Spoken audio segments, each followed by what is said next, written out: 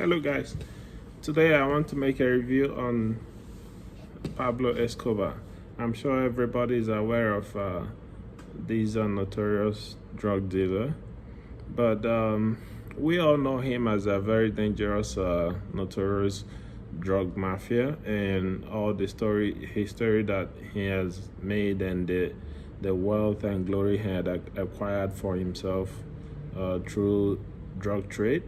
But apart from the drug issues, if we look at his lifestyle and every other thing that has to do with his daily activities, there are some things that we could actually learn from his personality.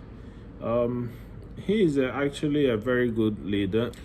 Pablo Escobar is a very good leader, according to the biographies and all the stories that have been written about him, and the movie Pablo Escobar El Patron de Mal on Netflix that was made about him.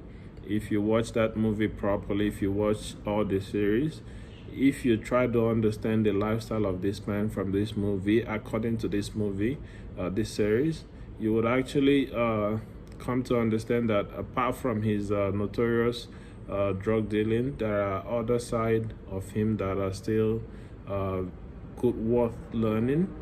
You could actually learn very good leadership qualities from this man, because he was actually a very good leader. If you see all the people that were working with him, most of them were actually doing well, even though the money is coming from illegal source. But if we try to look it from a different perspective, you will understand that they are actually enjoying working with him. People actually find it a very exciting thing to be employed by Pablo Escobar. People actually find it very interesting to work for him. A lot of people would give their life for him, just to work for him, protect him, or do other illegal activities for him.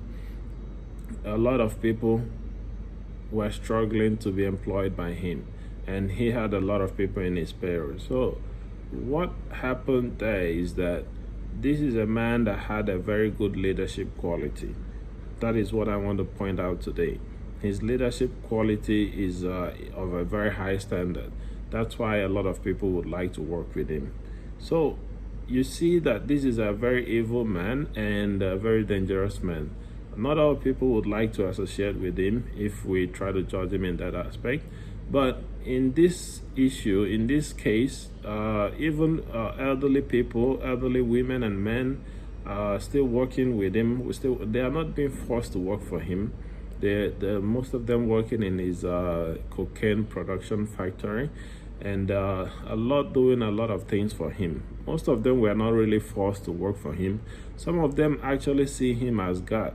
So you find out that there is something strange about that. A lot of them know that this man does something that is quite illegal, and he's a very dangerous man also. If you try to cross his path, you're likely to meet your death.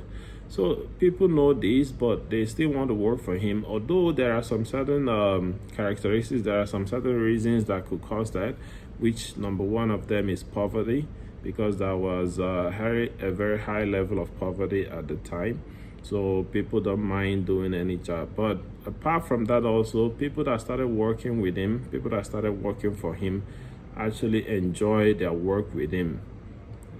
Even when he died, one of his hitmen that was still alive, the one that appeared in some documentaries, he explained how excited he was. Even his ex-cook, his ex-chef, they were talking about how excited and happy they were working for him. And they even say that if they could come back to this life again in another generation, they would love to work for him again. And even when he died, that people even go to worship his grave.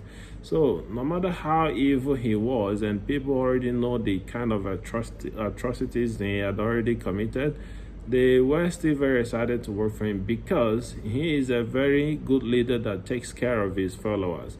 He knows how to take care of everyone that is working for him. As far as you never go against him, He will for sure take care of you. He will for sure make sure that you earn your reward for working for him. So I think this is the kind of leadership skills that every leader should have. Being able to care for your workers, being able to relate with your workers, being able to understand them, their needs, their worries, and their shortcomings. Pablo Escobar was able to understand these people, and even some of them, he was also able to reach out to their own individual families, able to help their families also, which is going outside his responsibilities as having that person as his worker. So I think there are a lot that we can learn from this man, the good side of it, not the bad side of it. There are a lot that we could learn from him, which is what I am actually very much pointed towards, is the leadership skills that he had. I would say that he had a very, very excellent leadership skill, and that is why most people were pushing and would like to do a lot of things, even though they were evil, for him. And they really didn't care about the consequences. Even people were willing to go against the government, against the law, just for him, even when they were not forced to. So I think that in our organizations, the managers, the leaders in these organizations need to learn very good organizational leadership skills, because in some organizations, the managers of different departments and the leaders of the organizations do not really have these important skills on how to look after their workers, their subordinates, on how to take care of their workers, and how to assist them even beyond their due benefits.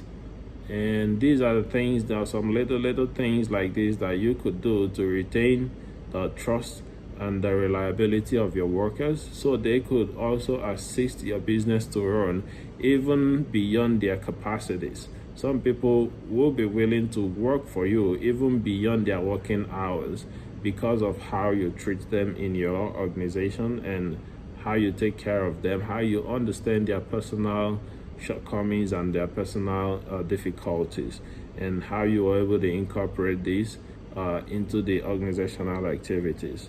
So that's it from me today. Thank you guys for watching. I hope you subscribe to my YouTube channel, and I'll see you again soon.